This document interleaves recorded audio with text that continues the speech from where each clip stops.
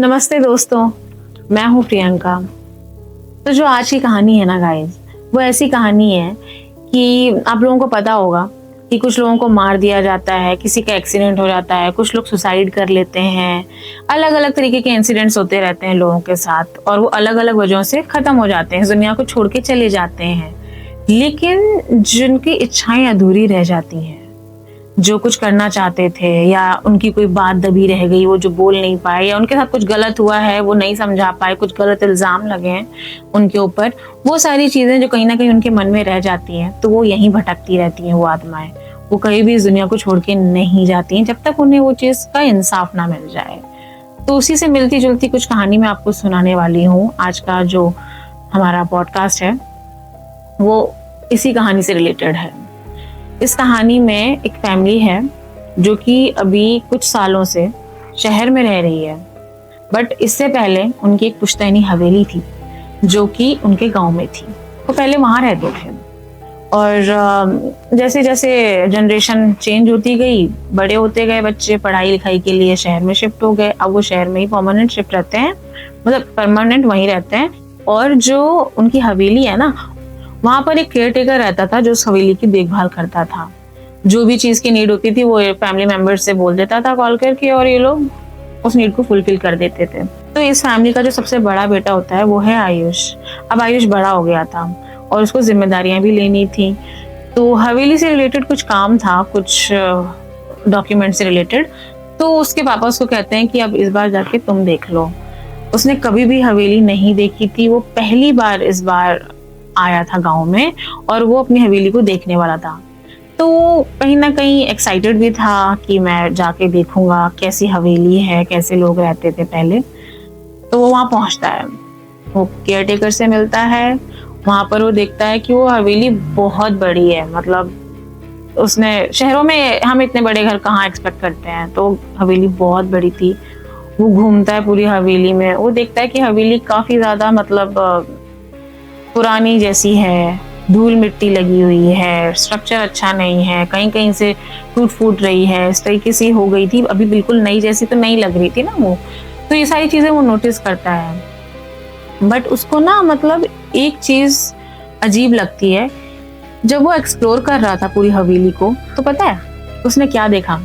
उसने देखा कि पूरी हवेली एकदम बुरी सी कंडीशन में है, धूल मिट्टी है, कहीं भी साफ सफाई इतनी खास है नहीं, क्योंकि वो केयर टेकर अकेला था, कितना ही साफ कर लेगा उसे। तो वो देखता है कि सारे कमरों पे, सारे हैंडल, सारे मतलब नीचे फर्श पे कहीं ना कहीं थोड़ी बहुत धूल मिट्टी तो है ही। और एक कमरा था जो लास्ट में था, बट उसका जो हैंडल था एकदम चमकता हुआ सा, नया सा था, जैसे कि कोई रोज उसे छूता हो, रोज उसे पोंछता हो, सफाई रखता हो उस हैंडल की। वो हैंडल बिल्कुल अलग ही दिख रहा था। बाकी हवेली बिल्कुल धूल मिट्टी से थी, लेकिन वो हैंडल चमक रहा था। उसने कहा ऐसा कैसे हो सकता है, उस पर तो लॉक भी लगा हुआ है। वो पूछता है केयर टेकर से यही चीज कि काका ये वाला गेट क्यों बंद कर रखा है, इसमें क्या है? तो जो उसके केयर टेकर होते हैं वो बोल देते हैं कि बेटा इसमें कुछ भी नहीं है, कबाड़ है, कुछ खास नहीं है, तुम इस पे ध्यान मत दो। और फिर इतना बोलते ही वो भी सोचता है चलो ठीक है, कोई बात नहीं, देख लेंगे, कल पूछ लूंगा और कुछ अगर होगा ऐसा कुछ नीड पड़ी तो। जैसे ही वो अपने रूम में जाता है, वो देखता है कि उसका रूम ठीक ठाक है और केयर टेकर उनसे पूछते हैं कि बेटा खाना लगा दूं? वो खाना खाता है। तो गाइस आपको पता होगा गाँव की लाइफ कैसी होती है, जल्दी लोग सो जाते हैं और जल्दी उठ जाते हैं। तो उस रात भी ऐसे ही हुआ। जब आयुष ने खाना खाया, थोड़ा वॉक किया और वो लेटने के लिए चला गया, सोने के लिए। 9 बजे के करीब वो लेट गया था। बट क्या होता है, आधी रात को उसकी ना एक अजीब सी आवाज से उसकी आंख खुल जाती है। जो कॉरिडोर था वो उसके कमरे के पास ही था और उसमें उसको आवाज आती है जैसे कोई अपने ना कदमों को घसीट के चल रहा हो। जैसे होता नहीं है कि कोई हमने चप्पल पहन के हम चलते हैं तो वो एकदम उठा के ना चल के वो घसीट घसीट के चल रहा हो। अब वो कहता है इतनी रात में केयर टेकर क्या कर रहा है? केयर टेकर तो सो जाता है इतने वक्त, क्या ही करेगा इतनी रात में? इतना वो सोच के सोने की कोशिश करता है, क्योंकि वो उसको लगता है कि और कोई तो है नहीं घर में, मैं और केयर टेकर ही है। तो वो सोने की कोशिश करता है, बट वो देखता है वो आवाज ना धीरे धीरे उसे कमरे के आसपास ही आ रही थी। और वो जब कमरे को, जैसे हम गेट बंद करते हैं तो बाहर से लाइट आती है ना, तो वो देखता है कि बाहर कोई परछाई आ रही है, जा रही है, ऐसा कुछ हो रहा है और वो आवाज के साथ है। अब ये उठता है, वो जैसे ही गेट खोलता है उसे बाहर कोई नहीं दिखता है। ये चीज उसको बहुत वियर्ड लगती है उस रात, लेकिन वो कुछ ज्यादा बोलता नहीं है, ना कुछ पूछता है, सोचता है केयरटेकर ही होगा और अभी चला गया होगा, ऐसा वो सोच के अपने बेड पे जाता है और दोबारा सो जाता है। अगले दिन फिर से वो केयरटेकर से बात करता है, कहता है कि काका इसकी चाबी कहाँ है, जो लॉक लगा है वो रूम में। तो काका बोलते हैं कि इसकी चाबी तो बेटा खो गई है और कुछ दरवाजे बंद ही सही है, उन्हें खोलना अच्छा नहीं होता। इतना बोलते ही उसे लगा कुछ तो गड़बड़ है, काका मुझे हर बार नई चीजें बोल देते हैं और मना भी कर रहे हैं कि उसे खोलो मत, क्या बात हो सकती है।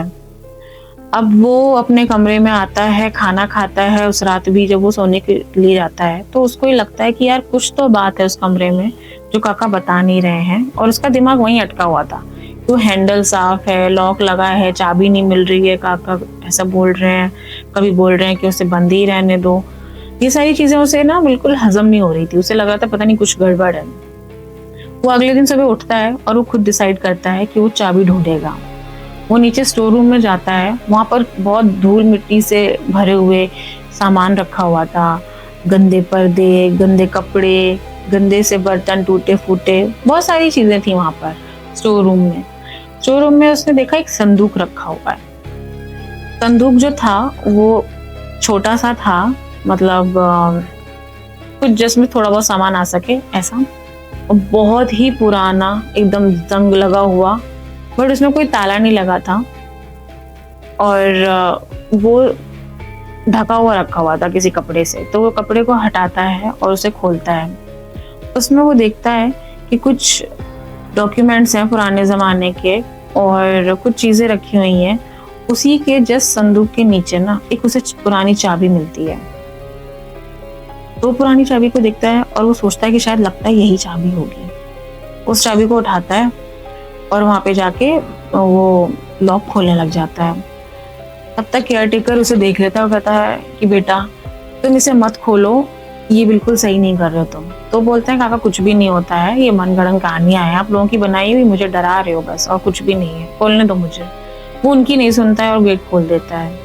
गेट खोलने की जब वो कोशिश कर रहा होता है तो उसको ऐसा फील होता है, लॉक तो खुल जाता है लेकिन जब वो धक्का देता है गेट को खोलने के लिए, क्योंकि गेट बहुत टाइम से बंद थे, हो सकता है वो जाम हो गया हो, लेकिन उसको ऐसा लगता है कि पीछे से कोई धक्का दे रहा है और वो खोलने नहीं देना चाहता कि ये गेट खुले। वो जोर से एक बार और धक्का देता है, तब मुश्किल से गेट खुलता है और एक ठंडी ठंडी हवा वहां से आने लग जाती है। तो तब वो फील करता है कि ये कमरा लगता है बहुत टाइम से बंद है, यहाँ पे धूप तो पहुंच नहीं पाती है, तो हो सकता है ये कमरा इतना ठंडा इसीलिए है। वो अंदर एंटर होता है, केयरटेकर बाहर ही खड़ा रहता है, वो नहीं आता अंदर।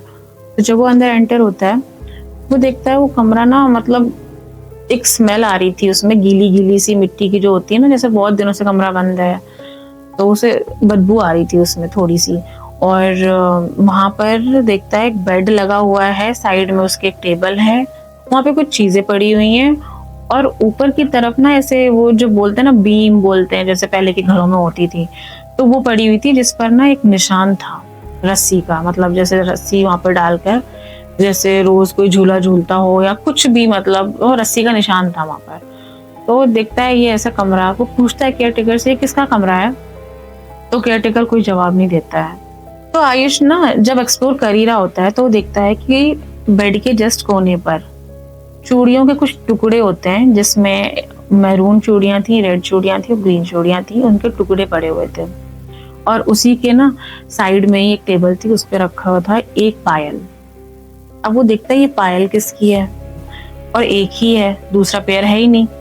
वो उठा के देखता है और साइड में एक और चीज थी, वो थी एक साड़ी थी येलो कलर की, उस पे बहुत धब्बे से थे, गंदी हो गई थी इस वजह से धब्बे से थे।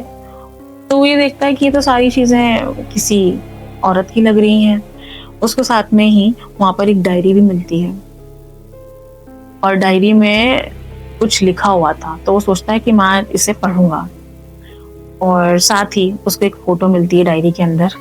जब वो फोटो को देखता है तो फोटो के पीछे ना नाम लिखा था, लेकिन इंक जो है ना उसकी वो इतनी ज़्यादा फेड हो गई थी कि वो दिख ही नहीं रहा था कि नाम क्या लिखा हुआ है। बट वो फोटो उसको दिखती है, वो ब्लैक एंड वाइट ज़माने की जैसी फोटो होती है ना, गंदी सी थी, वो पीली सी हो गई थी, वो वैसी फोटो थी। तो ये बोलता है यार ये फोटो किसकी है। अब वो तो कुछ बता नहीं रहा था केयर टेकर, तो ये सोचता है कि चलो मैं ये किसी ना बाहर जाके किसी को पूछूंगा, यहाँ पर ये तो बताएंगे नहीं मुझे।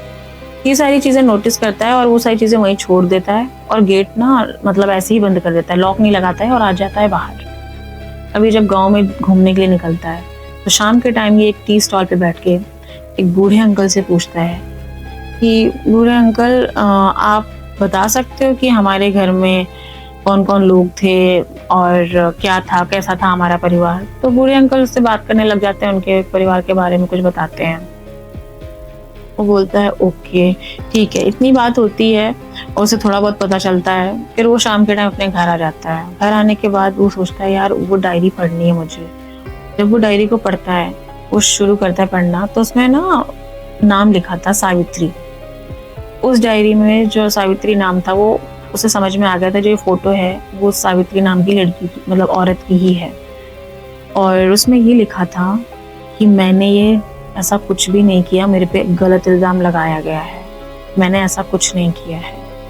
और ये सारी चीज़ें उसमें लिखी थी और उसने और भी सारा डिटेल भी लिखा था।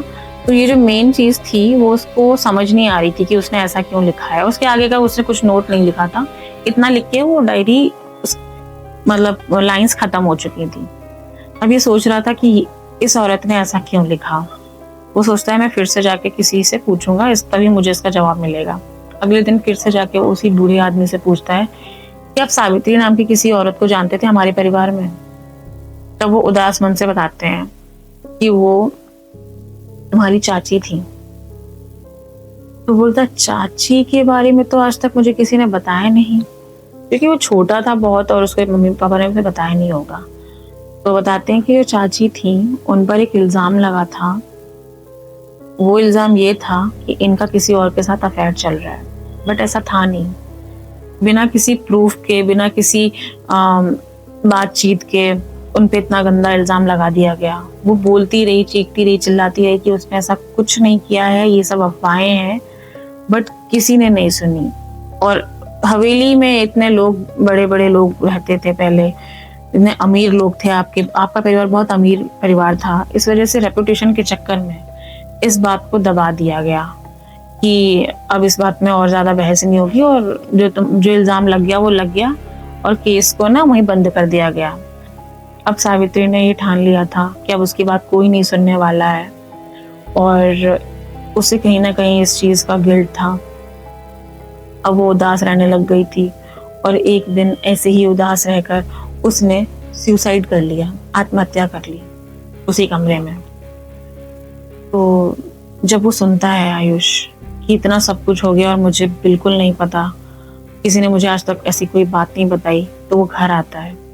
घर आने के बाद वो अपने पापा से बात करता है। तो जब आयुष अपने पापा से बोलता है सावित्री को जानते हो, तो उसके पापा एकदम चुप हो जाते हैं। 2 मिनट तक वो कुछ नहीं बोलते हैं। फिर बोलते हैं कैसी बातें कर रहा है, कौन सावित्री, हम नहीं जानते किसी सावित्री को।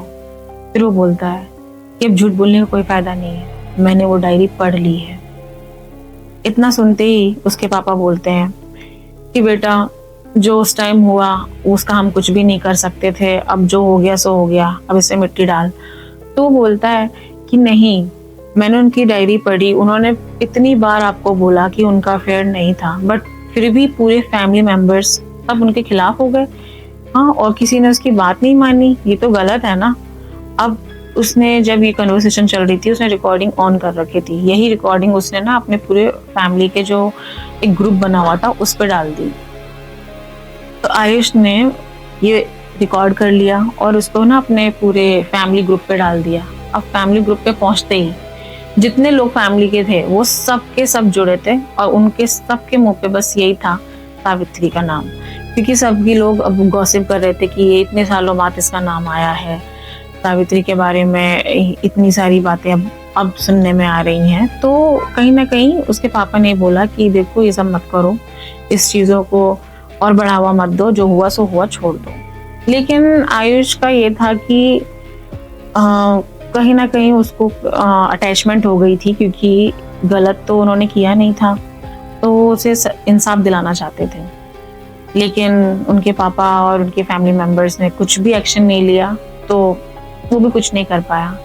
लेकिन उसने सोचा कि उस रात जाके वो वहाँ पर उनसे बात करेगा, मतलब उस कमरे में।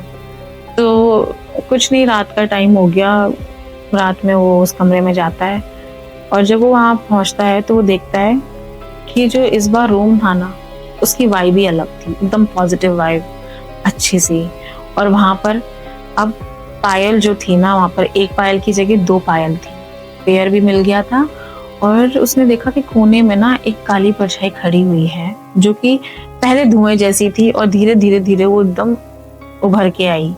और उसने देखा एकदम नॉर्मल चेहरा, मतलब वो जैसे होता है ना, कोई डरावना चेहरा नहीं। सावित्री एकदम, जो लेडी थी वो एकदम नॉर्मल थी, और उसका चेहरा बस ये था कि एकदम पीला पड़ा हुआ था, बट वो डरावने नहीं लग रही थी। बाल खुले हुए थे, साड़ी पहनी हुई थी, बट एक नॉर्मल इंसान के जैसी ही लग रही थी।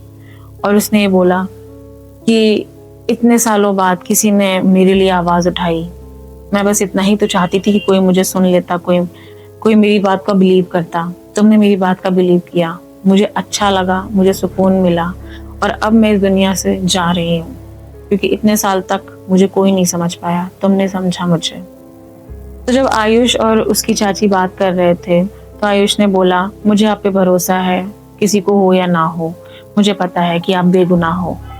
इतना बोलते ही सामने से जो उसकी चाची थी वो बोलती हैं कि मुझे अब कोई फर्क नहीं पड़ता, लेकिन मुझे अच्छा लगा कि तुमने मुझे समझा और इस सच्चाई को बाहर लाए, और तुम्हारे अलावा कोई मुझे समझ नहीं रहा था, तुमने मुझे समझा, इसके लिए शुक्रिया।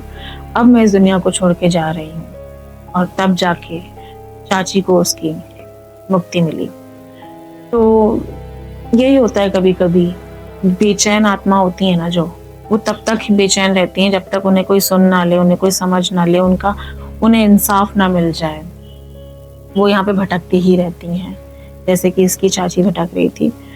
उस दिन के बाद आयुष ने बताया कि वो दरवाज़ा खुला ही रहता है, वहाँ पर ऐसा कुछ भी डरावनापन नहीं है, कुछ भी ऐसा नहीं फील होता है नेगेटिव सा।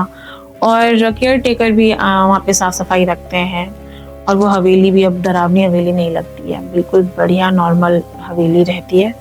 और अब वहाँ पर ऐसा कुछ भी नहीं है, कोई एंटिटी नहीं है। तो गाइज, ये थी आज की स्टोरी। आपको अच्छी लगी है तो प्लीज़ कमेंट करना, बताना, सजेशंस देना अपना कुछ, और लाइक, सब्सक्राइब, शेयर कर दीजिए, मुझे अच्छा लगेगा। मिलते हैं नेक्स्ट स्टोरी के साथ। बाय।